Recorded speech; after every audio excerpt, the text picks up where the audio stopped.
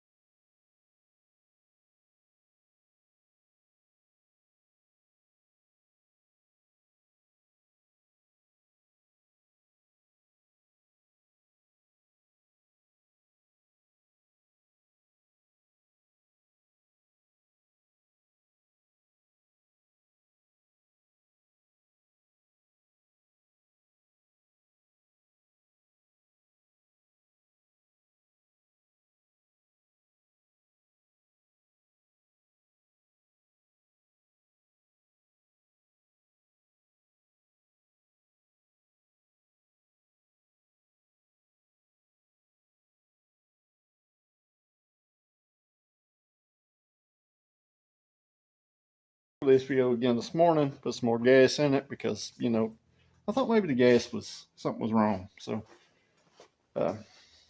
still has that little stutter. I'm still down about 6 pounds of boost. And I come to the shop this morning, get the little boost leak tester that was in the car. These things are super simple to make, guys. This is a PVC cap in the diameter of your air inlet with a tire valve stem. And you can use a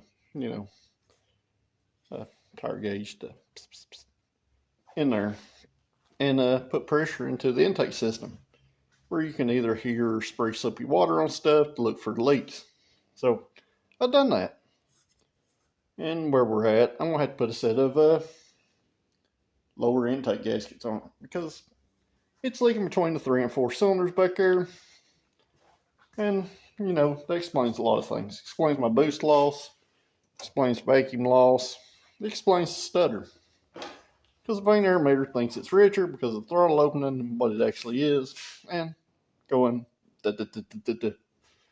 So, yeah, it's 2 o'clock on Christmas Eve, so let's tear into this thing and see how far we get or what all we tear up in the process. So, follow along. So, I'm going to start this out with this little Felpro set right here. 90266-1. It has both the square upper intake and the inline intake gaskets. So hopefully these will work for this. So let's get busy turning this thing down.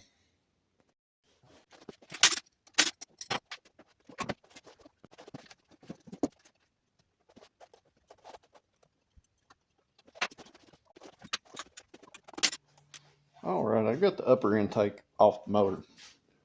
So, the easy part's over with. Lower intake's kind of fun to get off, but I'll flip this around. I'll show you something else I found. Alright guys, when I boost leak test this thing this morning, it was leaking in between right here. Spray soapy water between the head and right there it bubbled up. But this fuel injector plug is completely broke. And, it's held on there with hopes and dreams. While the rest of them still, plug on like they're supposed to. So, yeah, fun stuff. And at this point, I got the rail off of it and the fuel line's off. I'm thinking about go ahead and pulling that valve cover and cleaning it up since it does look pretty darn nasty. The motor is still pretty hot, guys. I literally, when I started this video, just got back from the parts store. That's why I'm driving. It's about a 4-second touch. So still good and hot. So I might go ahead and pull this valve cover off and have a peek inside there. And see if maybe we might have a Ranger roller cam or anything. Or maybe some head studs or something. Who knows? So I do know the valve cover looks bad. And I'm already this far and I don't want to have to pull all this stuff back apart. Well, I got that valve cover off and I was really hoping for the best in here. But it does have a stock camshaft in it, so I'll flip it around.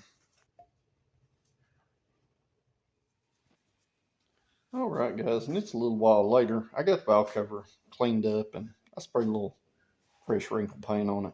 Got that cooked on there. So you got the lower intake off, and at first the problem wasn't readily apparent, but it definitely needed a gasket, and I'll show that to you right about now. So let me flip it around. So as you see, the lower's off down there, and there's antifreeze on the floor obviously. But if you get right here, I'm going to have to sit y'all kind of funny here for a second. You can see right here, this gasket split all the way through right there. And you see where it's had water set on top of the motor, it's got down in that port right there. And same here, because this one's also split right here. Now the other two look okay. But I think while I'm in here, I'm going to go ahead and delete this oil cooler. Personal preference there. And that'll allow me to run the long filter, which is much more beneficial than, you know, the oil cooler itself. And not only that, anytime you can eliminate future failure points in a cooling system, better off you are. Because those hoses aren't easy to change when everything's back together in the car. So I'm going to clean this lower intake up and clean the lower intake up. And while that valve cover's drying, I'm going to start messing with coolant stuff, since I've already got the coolant drained out of it, because, you know, it's got coolant that flows through that intake. So, yep, let's get busy. So at this point, I got everything cleaned up. Lower intake's cleaned up. It's over drying. I got the heater hoses rerouted. I was able to use a piece of the good hose that was there. I found the right bends, connect the heater cord to the heater pipe. And I got my valve cover cleaned up and painted. Letting it dry. So, yeah, it's not super late yet, but it's getting there. We'll have to have this thing back together probably next hour and a half before it gets dark. So, I basically better get busy. So, I'll flip it around and show you what I got going on, show you everything cleaned up, and we'll go from there. Didn't it just clean up beautiful? Not really, but it is clean. And you know, I'll take that oil cooler housing off when I change oil in it, and I'll put a long filter on it. But it really cleans up this back corner area. It makes it easier to get them intake bolts and stuff in there. And, you know, stuff like the coolant temperature sending unit, oil sending unit, it cleans that area up quite a ton. The only other thing I do want to get rid of is the CGR valve. And I'm probably not going to do it today, because that's going to involve me getting that out of the manifold back there and finding something to plug it. And, you know, it's Christmas Eve, so, you know, it's getting later, and the stuff staying open's getting shorter. Plus, what am I going to drive? So, you know, I got quite a bit of stuff to do before this thing's back running. And it's going to run today, and we're going to drive it home. And hopefully, at the end of this video, I'll be able to say, yay, it's fixed, and it makes all the boost, and, you know, everything's happy in the world. So, cross your fingers at this point. And if you haven't yet, you know, make sure you hit that subscribe button if you're not a subscriber. And I'll see y'all here in a few minutes. Well, another interesting discovery. It's got a 3102 Siemens injectors in it. So, that's cool, I guess. So I've spent way too much time cleaning stuff up and, you know, making stuff neater. But I'll flip the camera around, show you where I'm at. I'll show you what I did change, and, you know, some other things I found. Alright guys, I did put an AccuFab fuel pressure regulator. This was already in the car. Seeing that it's got a big injector in it, it's going to need that little filler on there. And I did mod that rail for that AccuFab regulator to fit. So I got the coolant filled up, got the car back together. I checked for fuel leaks. So I guess it's time to see if it'll fire up. Well, the car runs, and I got the coolant bled and the fuel pressure set, so wish me luck. I'm going to try to make it home. It's dark. It's super late. And, you know I fixed the boost leak and vacuum leak, but will it fix the stuttering problem. We'll have to find out, so stay with me. Well, guys, I made it home, and guess what? It still had to stutter. So I got to thinking, I was like, why would this thing have a big set of injectors in it? You know, it had a quarter horse in it. I took it out because the car didn't really run good with it in it. So in my changing stuff, I put the vane air meter that was on the car back on the car. So the air meter, somebody had monkeyed with it and loosened it up. So with them big injectors and, correct fuel pressure, it made it mega, mega rich. So when I got home, I kept thinking about that silicone around that lid of that vane air meter. So I popped it off and I started tightening it up until the car changed tones idling. Shut the hood, drove it up through the neighborhood, and sure enough, it didn't have a stutter and it pulled good. So I come back, I loosened it up, 3 clicks. So we're about 8 clicks clockwise, which is 8 clicks tight from where it was.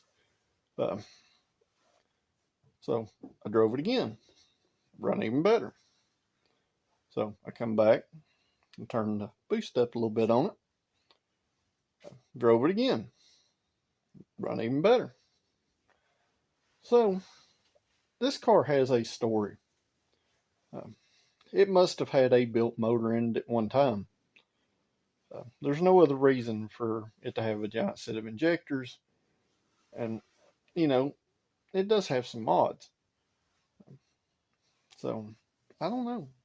The quarter horse is kind of a giveaway. There's really no reason to tune one that's mostly stock with what it appears that this car has at the current moment, which is stock cam, stock head, stock intake, stock throttle body, intercooler. But it does have an E6 manifold. It does have a T3 turbo that I'm assuming is the big exhaust housing because it does spool just a touch slow. And, it's got a force 4 cold air intake and stuff on it. So I'd really like to know the history on it. But so far, we're pretty good. I need to get a wideband stuck on it before I keep turning the boost up and, before we goes the head gasket. But I'm going to leave this episode like that. So, if you like this kind of stuff, guys, make sure you like this video, share it with your friends, and most importantly, subscribe. If you have anything to comment on the video, I appreciate seeing your comments below, and it also helps YouTube pick these videos up. So, until the next one, guys, it's supposed to rain tomorrow, and tomorrow's Christmas Day, so I hope y'all have a Merry Christmas, and it will probably be tomorrow before this video gets uploaded. So, I'll see you at the next one. Thanks for watching.